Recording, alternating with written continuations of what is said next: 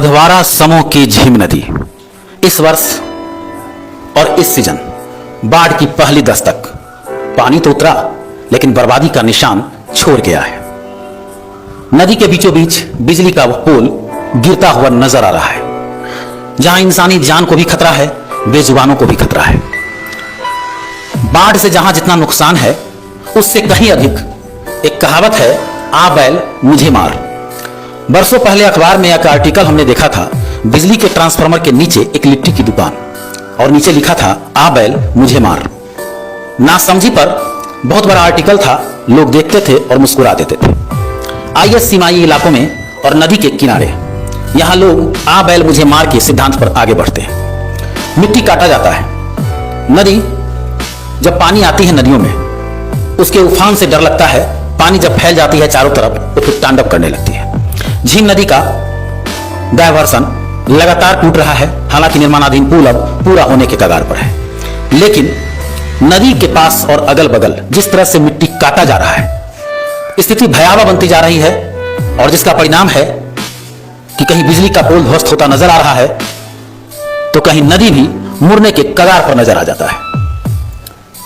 प्रकृति से खिलवाड़ और नदियों से खिलवाड़ अक्सर मनुष्य को भारी पड़ता रहा है। भविष्य में भी ऐसी उम्मीद है और पहले भी भारी पड़ा है, लेकिन इंसान सुधरने का नाम नहीं ले रहा है। समाज के लोग, प्रशासन के लोग, सभी जिम्मेदार इसे देखते हैं और बस देखते हैं। कहीं मिट्टी कटाव होता है, कहीं दबंग ऐसा करते हैं, कहीं मनमौजी चलती है, कहीं विभाग की मिलीभगत भी कह सकते हैं, कहीं निजी जमीन है जो मिट्टी बेच देते हैं और कहीं नदी से मिट्टी काटी जाती है, बालू ढोया जाता है। तमाम दृश्यों को देखेंगे तो ऐसा लगता है कि मानो मुसीबत को लोग न्योता दे रहे हैं। स्थिति भयावह है। सामने आप देख रहे हैं कि भयावह दृश्य बनता जा रहा है। बिजली का पोल जो है गिरने के कगार पर है। अगर यहां पर सावधानी नहीं बरती गई तो कोई बड़ी दुर्घटना घटने से इनकार नहीं किया जा सकता है। बाढ़ का इलाका है, सीमाई इलाका है।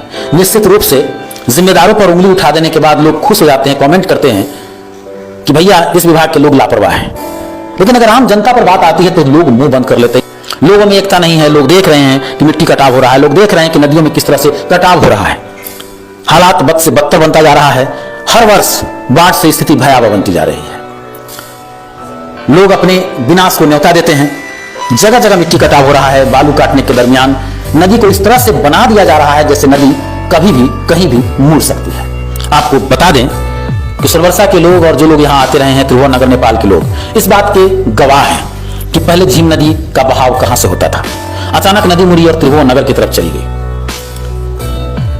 नदी कब कहां मुड़ जाए कोई ठिकाना नहीं। लेकिन इंसान अगर इसी तरह से लापरवाह रहा, चंद पैसों के लिए खिलवाड़ करता रहा, तो नदी इंसान को उनकी औकात बताने में देरी नहीं करती है।